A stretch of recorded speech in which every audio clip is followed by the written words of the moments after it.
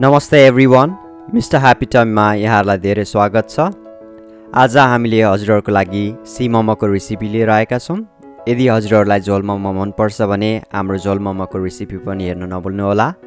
आजलाई चाहिँ सी मोमो बनाउनतिर लागौँ है त।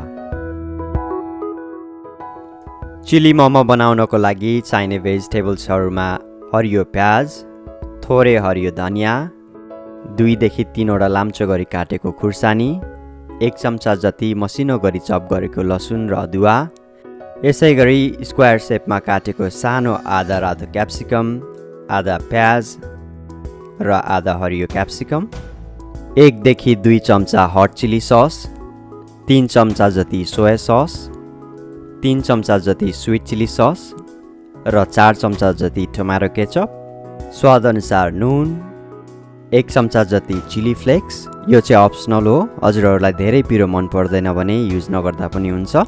त्यसै गरी 10 देखि 15 पिस मोमो। माफ गर्नुहोला, भिडियो छोटो बनाउनको लागि मैले मोमोको रेसिपी देखाउन सकिनँ। म छिट्टै नै छुट्टै मोमोको रेसिपीको भिडियो अपलोड गर्नेछु। सबैभन्दा पहिला हामी सी मोमोको लागि सस मिक्स रेडी गर्छौँ।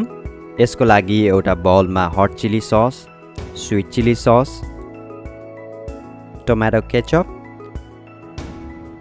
सोया सस र चिली फ्लेक्स राखेर राम्रोसँग मिक्स गर्नुहोला। यदि हजुरहरूलाई धेरै पिरो मन पर्दैन भने हट चिली सस र चिली फ्लेक्सलाई नराख्दा पनि हुन्छ। अब हामीले स्टिम गरेको मोमोलाई डिप फ्राई गर्छौँ। यदि हजुरहरूलाई डिप फ्राई मन पर्दैन र हेल्दी अप्सन रोज्नुहुन्छ भने स्टिम मोमो नै युज गर्दा पनि हुन्छ। तर चिली मोमोको लागि डिप फ्राई गरेको मोमो एकदमै क्रन्ची र स्वादिलो हुन्छ।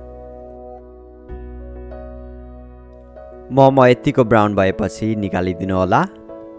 अब चिली मोमो बनाउनको लागि एउटा प्यानमा 2 चम्चा जति तेललाई हिट गर्नुहोला।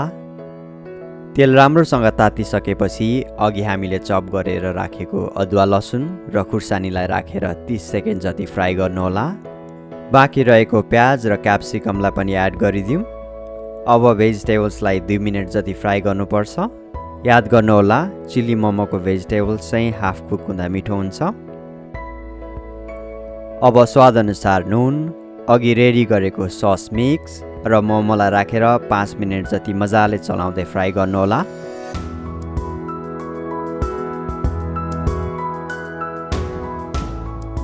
चिल्ली मोमो बनाउँदाखेरि हिट चाहिँ एकदमै हाई हुनु जरुरी छ। हेर्नुहोस् त, हाम्रो चिल्ली मोमो एकदमै कलरफुल, स्पाइसी र खाउँ लाग्ने देखिएको छैन त। अब चिल्ली मोमो रेडी भएपछि गार्निसिङको लागि चप गरेर राखेको हरियो धनियाँ र हरियो प्याजलाई पनि एड गरिदिउँ। फाइनली एकदमै मिठो चिल्ली मोमो रेडी भयो। अब सर्भ गरौँ है त। आशा गर्छौँ आजको रेसिपी हजुरहरूलाई मन पर्यो। हाम्रो भिडियोमा लाइक, कमेन्ट र च्यानललाई सेयर अनि सब्सक्राइब गरेर हाम्रो यात्रालाई साथ दिनुहुन पनि विनम्र अनुरोध गर्न चाहन्छु। भिडियो हेरिदिनु भएकोमा र हजुरहरूको माया र साथको लागि धेरै धेरै धन्यवाद।